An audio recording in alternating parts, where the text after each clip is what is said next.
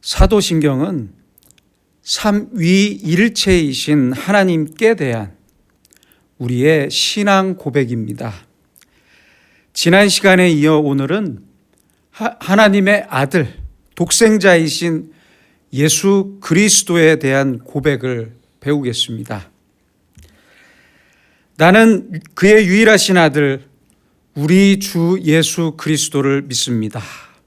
이 고백의 문장에서 우리와 주와 예수와 그리스도, 이 네 개의 단어 속에는 성자이신 하나님에 대한 총괄적인 고백이 담겨 있습니다. 교회 밖의 사람들이나 또는 처음 교회에 나온 사람들은 이렇게 말하기도 합니다. 아니, 예수면 예수고 그리스도면 그리스도지 왜 예수 그리스도라고 붙여서 말하고, 아니 게다가 주라는 글자는 왜 붙이냐? 이렇게 궁금해하기도 합니다. 그러나 이 네 개의 단어 속에는 아주 중요한 그 이유가 담겨 있습니다. 폴란드의 작가인 헨리크 셴키에비치가 쓴 쿼바디스라는 역사소설이 있습니다. 이 책의 제목은 주여 어디로 가시나이까? 라는 뜻의 라틴어인 쿼바디스 도미네에서 온 것이고, 보시는 포스터처럼 영화로도 만들어졌습니다. 이 영화를 보면 이 로마의 감시를 피해 그리스도인들이 예수님을 믿는다는 사실을 서로 확인하기 위해 물고기를 그려 보이는 장면이 나옵니다. 물고기 그림은 예수님께서 사람을 낚는 어부가 되라고 하셨거나 제자들이 어부 출신이기 때문에 그런 것이 아닙니다. 헬라어로 물고기를 뜻하는 익투스는 5개의 알파벳의 첫 글자들이 모여서 된 단어이고요. 그래서 이 단어를 구성하는 5개의 알파벳이 예수, 그리스도, 하나님의 아들, 구주의 첫 글자와 같기 때문입니다. 다시 말하면 예수는 그리스도시고 하나님의 아들이시고 우리의 구주라는 그 간절한 신앙의 고백이 담겨 있는 단어입니다. 그러면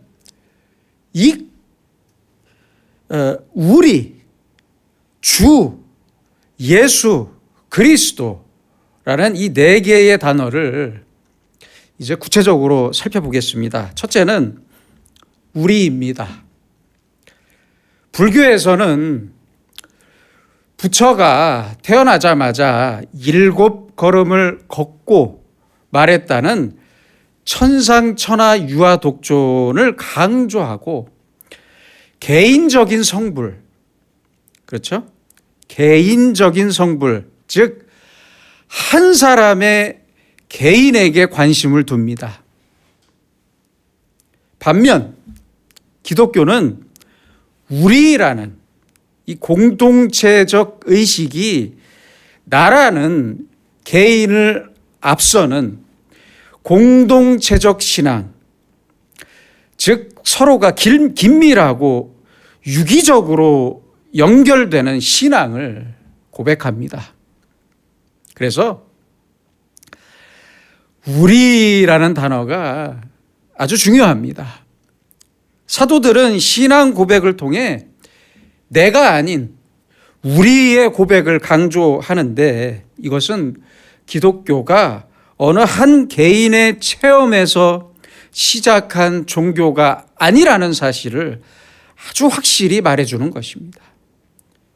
그래서 누가 저기 지리산이나 계룡산에서 계시를 받았다면서 자기 한 사람이 중심이 된 그러한 기독교를 말한다면 다 이단입니다. 아닙니다. 기독교는 한 사람으로부터 시작된 종교가 아닙니다. 그렇게 시작되지 않았습니다. 12명의 제자 중에서 가룟 유다를 제외한 11명의 제자가 모두 기꺼이 순교를 당할 만큼 기독교는 아주 확실하고 공통적인 체험과 신앙 위에서 시작됐습니다. 심지어는 예수님의 친형제인 야고보도 순교했습니다. 이 얼마나 확실한 증거입니까? 예수님 가까이에 있었던 모든 사람들이 똑같이 공통적으로 가졌던 신앙이고 공동체적인 신앙과 체험이었습니다. 이 신앙과 이 공동체적인 체험 위에 교회가 세워졌고 모두가 한 마음으로 같은 신앙을 고백하고 있습니다. 나 하나의 고백이 아니라 지구상의 모든 성도들과 함께 내가 고백하는 것입니다. 그래서 나만의 특별한 고백을 해야 한다거나 사도신경을 고백할 필요가 없다고 한다면 이 사람은 분명히 심각하게 잘못된 신앙을 가진 사람입니다. 모든 그리스도인은 저마다 속한 교회는 다르지만 모두가 보편적인 하나의 목소리로 사도신경을 통해 똑같은 신앙을 고백해야 합니다. 이것이 바로 우리입니다.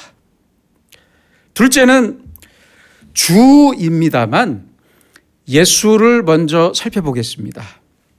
예수라는 이름은 히브리어인 예슈아의 헬라어 표기이고요. 그 뜻은 여호와께서 구원하신다라는 뜻입니다. 예수라는 이름은 그때 당시 예수님 당시 아주 흔한 이름이었습니다. 아주 흔한 이름이었어요. 여호수아나 호세아와 같은 어원을 가지고 있습니다. 그렇다면 예수라는 사람의 이름을 갖고 세상에 오신 예수님은 완전한 인간이셨을까요? 아니었을까요? 여러분은 어떻게 생각하십니까? 예수님의 신성과 인성, 이 양자 사이에는 늘 신학적으로 아주 복잡한 논쟁과 다툼이 있어 왔습니다. 생각해 봅시다. 예수님께서 이 땅에 오셔서 복음을 전하고 사람들을 가르치고 사람들의 병을 고치실 때 그 예수님을 바로 옆에서 봤던 사람들이 누가 예수님의 인성을 의심했겠습니까? 그렇지 않습니까? 누가 의심했겠습니까? 그러나 이제 예수님이 십자가에서 죽으시고 부활하시고 승천하신 후에 세월이 조금씩 흐르면서 일부의 사람들은 예수님의 인성에 대해서 조금씩 의심을 품기 시작합니다. 그래서 등장한 것이 나스티시즘, 즉 영지주의라는 이단이었습니다. 영지, 영적인 지혜, 영적인 지식, 즉 신령한 깨달음을 통해서 아주 무지하고 속된 이 세상 물질계의 속박에서 해방될 수 있고 구원을 얻을 수 있다는 신앙입니다. 영지주의자들은 인간이라는 볼 수 있는 몸, seeing body를 입고 오신 예수님을 거부했고요. 그럴 수 없다고 했고 십자가의 사건을 환상으로 바꿔놨습니다.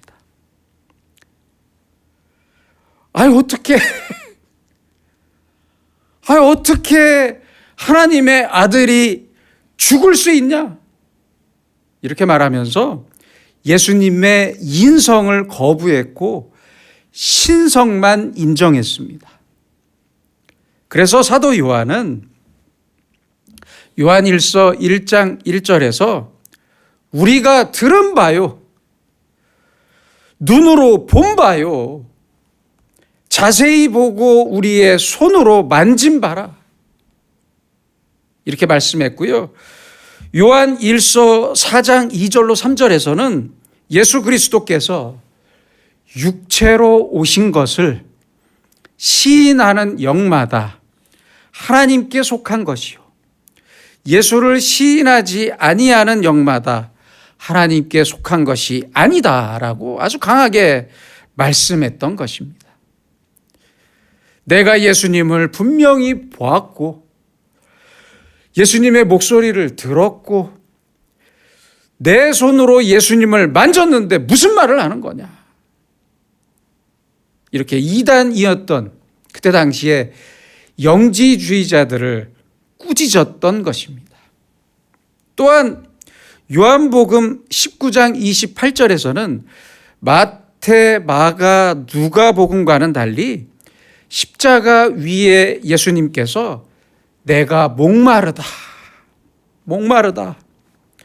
라고 하신 말씀을 강조해서 적었던 것입니다. 육체를 가진, 인간의 똑같은 육체를 가졌던 예수님께서 죽으시기 전에 목마르다고 하시는 것은 너무 당연한 일입니다. 그렇지 않습니까? 사도 요한은 그래서 아주 확실하게 예수님의 인간됨, 예수님의 인성을 강조했습니다. 예수님의 십자가 고난은 예수님이 완전한 인간으로 이 땅에 오셨음을 우리가 믿을 때만 의미가 있는 것입니다. 그렇지 않습니까?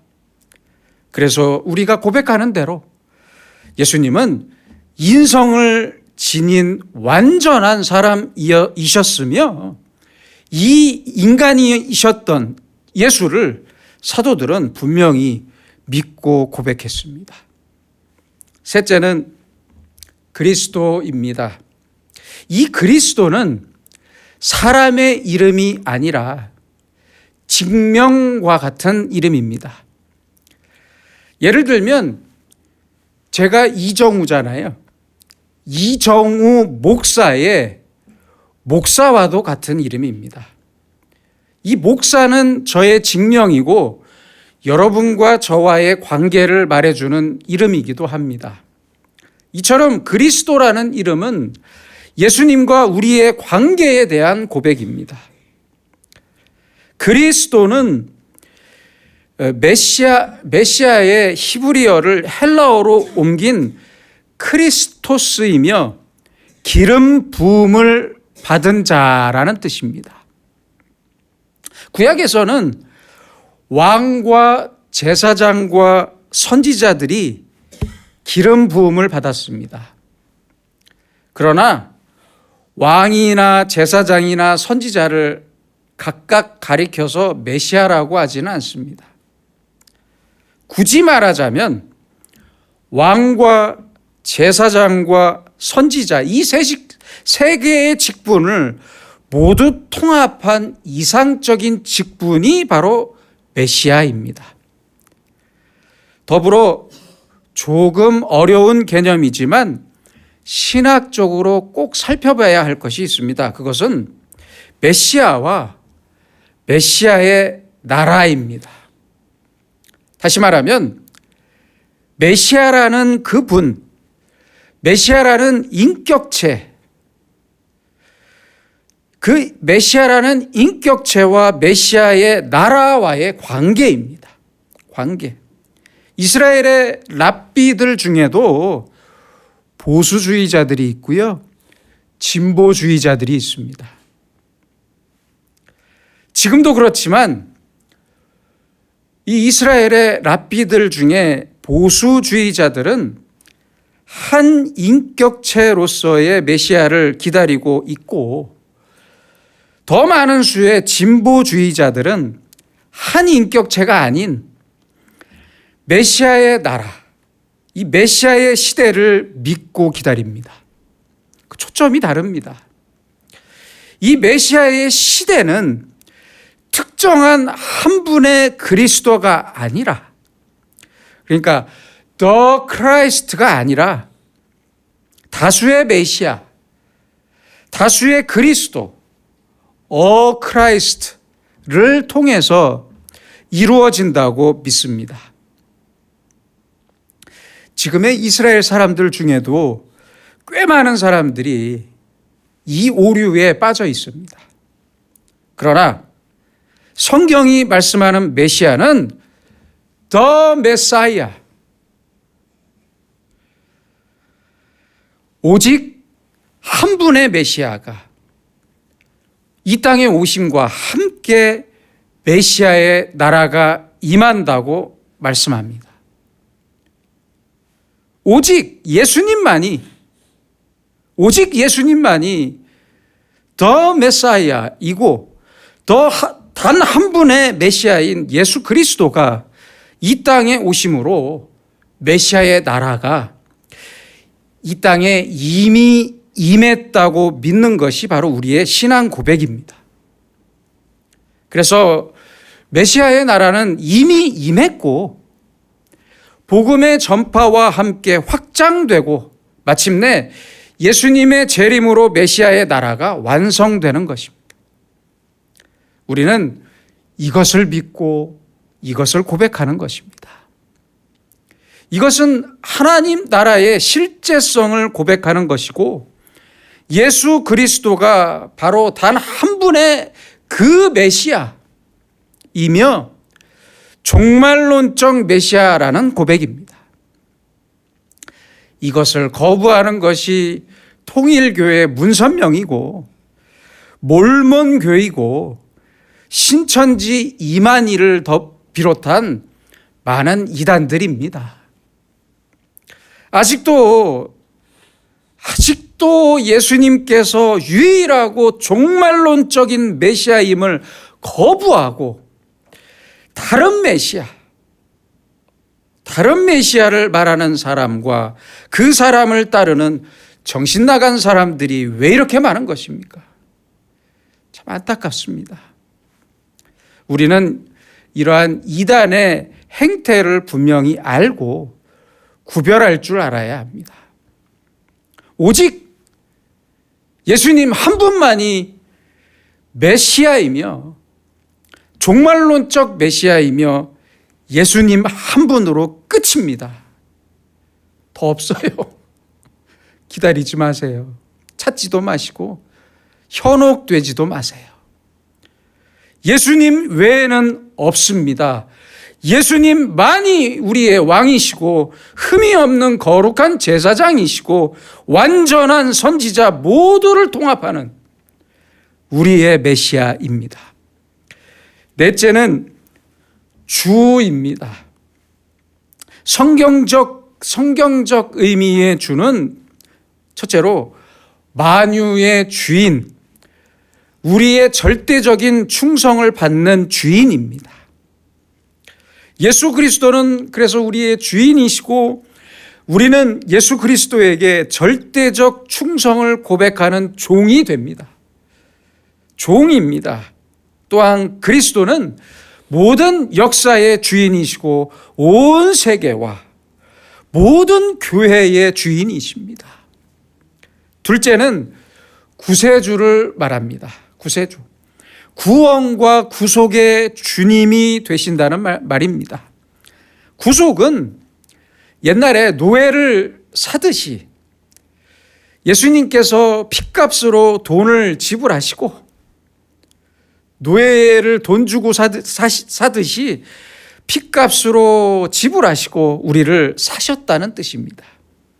돈을 지불하고 산 사람이 주인이 되듯이 예수님께서는 십자가의 피로 값을 치르시고 우리를 구속하시고 우리의 주인이 되신 것입니다. 셋째는 승리를 말합니다. 예수님께서 먼저 승리하셨고 그 승리를 우리에게 주셨습니다. 예수님을 믿으면 우리도 예수님의 능력으로 죄와 사망과 율법을 이길 수 있습니다. 이겼습니다. 넷째는 예수님의 신성, 즉 하나님 되심을 인정하는 것입니다. 바로 이것이 예수님을 주님으로 고백하는 하나님, 그리고 하나님으로 고백하는 우리의 신앙 고백입니다.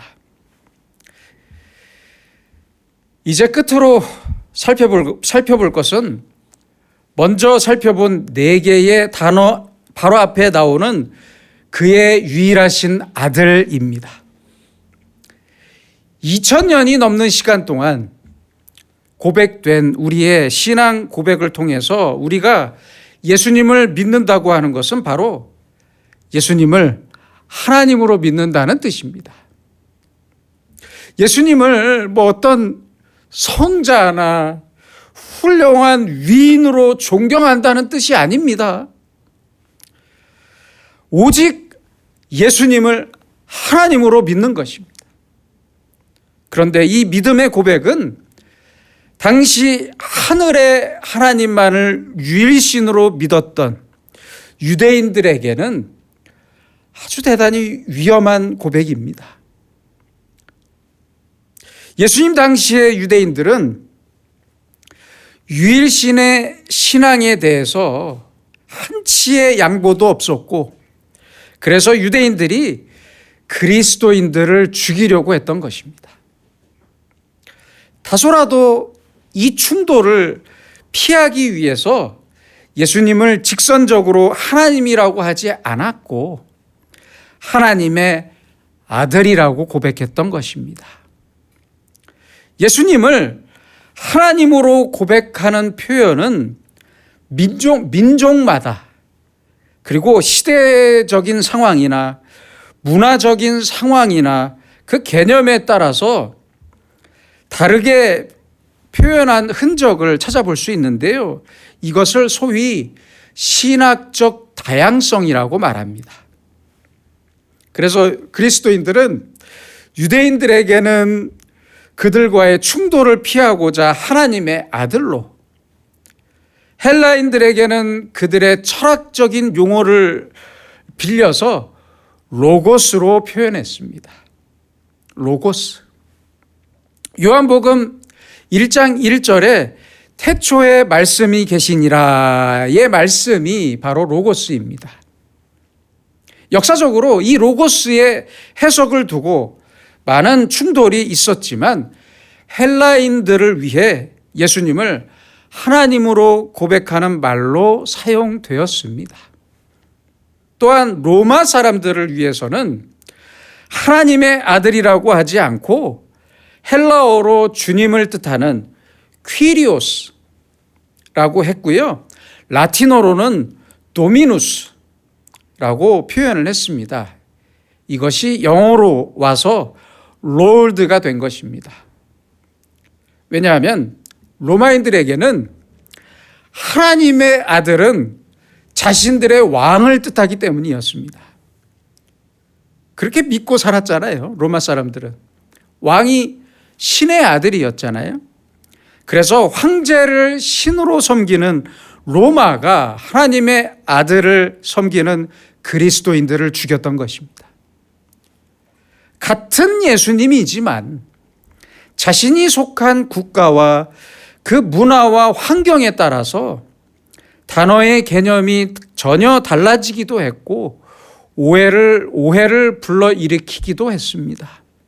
그래서 똑같은 예수님을 하나님의 아들로 혹은 로고스로 또는 주님으로 표현했던 것입니다. 이것을 바로 신학적 다양성이라고 말하는 것이고 2000년 동안 이어져 온 신학의 고민이었습니다. 그런데 우리가 여기서 생각할 것이 한 가지 있습니다. 그런데 왜 유일하신 아들, 독생자여야 하고 독생자라는 사실은 무엇을 말하는 것입니까? 이것을 고민해봐야 하겠습니다. 여러분 생각해 보세요. 어느 시대나 과거로부터 지금까지 어느 시대나 어느 민족이나 어느 문화권에서도 외아들은 아주 중요한 존재였습니다. 그렇죠? 지금도 그렇습니다. 우리나라 옛날 어르신들 생각해 보세요. 아들이 없어서 소박 맞기 싫어서 그렇죠? 끝까지 아들 하나 낳으려고 그렇게 노력했잖아요. 개인적인 말씀이라 죄송하지만 제 친구는 4대 독자였습니다. 4대 독자. 아이고 말도 마세요. 아주 어마어마하게 키우셨습니다. 그 부모님들이. 제 친구는 4대 독자였는데 그 친할머니가 기도하실 때면 어김없이 이렇게 기도를 시작하셨대요. 하나밖에 없는 외아들을 주셔서 감사합니다. 이렇게 꼭 기도를 시작하시면서 눈물을 흘리셨다고 합니다. 생각해 보세요. 이 할머니는 제 친구의 아버지인 3대 독자를 얻기 위해서 얼마나 수고하셨겠습니까? 얼마나 애를 쓰셨겠어요. 이 할머니에게는 예수 그리스도가 하나님의 독생자라고 말하면 끝입니다. 끝이에요. 더 이상 다른 설교가 필요 없어요. 그렇잖아요. 하나님의 유일하신 아들, 독생자이신 예수님이 날 위해 십자가에서 죽으셨다는데 무슨 말이 더 필요하겠습니까? 그렇지 않습니까? 더 이상 무슨 설교가 필요하고 무슨 신학이 필요합니까? 하나님이 세상을 이처럼 사랑하사 독생자를 주셨으니 그렇다면 독생자를 주셨다는 이 말씀은, 이 소중한 말씀은 대체 무슨 말을 하려고 하는 것입니까? 바로 인간을 향한 하나님의 극진하신 사랑을 말하는 것입니다. 그렇잖아요. 인간을 향한 하나님의 사랑을 이보다 강하고 확실하게 표현할 수는 없습니다. 그러나 기독교의 역사를 보면 하나님의 아들이라는 말이 하나님과 비슷하다는 뜻이냐 아니면 하나님 자신이냐는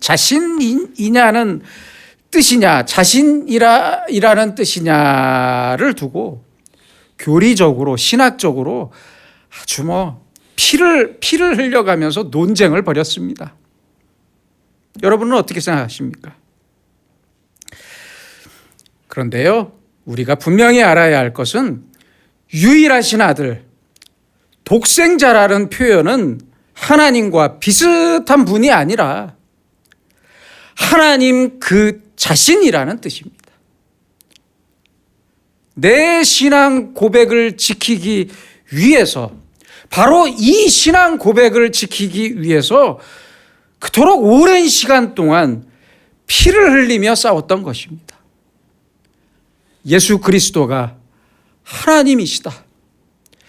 유일하신 아들이라는 뜻이 예수 그리스도가 하나님이라는 뜻입니다. 독생자라는 뜻은 단순히 하나님의 아들이거나 하나님의 아들들 중에 하나라는 추상적인 개념이 아니라 The only begotten Son, The only begotten Son, 하나님의 오직 하나밖에 없는 실제적인 아들이라는 뜻입니다. 하나뿐인 독생자는 빼앗거나 투쟁해서 얻은 신분이 아닙니다. 시험을 봐서 합격해서 얻은 것도 아닙니다. 일시적인 것이 아니라 영원한 것이고 외아들로 태어나신 것입니다. 본래적인 것이지 우연한 것이 아니라는 말씀입니다. 예수님께서 요한복음 5장 20절에서 직접 말씀하십니다. 친히 말씀하셨습니다. 아버지께서 아들을 사랑하사 자기가 행하신 것을 다 아들에게 보이셨다. 요한복음 16장 15절에서도 말씀하셨습니다. 무릇 아버지께 있는 것은 다 내 것이라. 이렇게 예수님께서는 하나님의 아들 되심과 하나님 되심을 분명히 말씀하셨습니다. 또한 예수님께서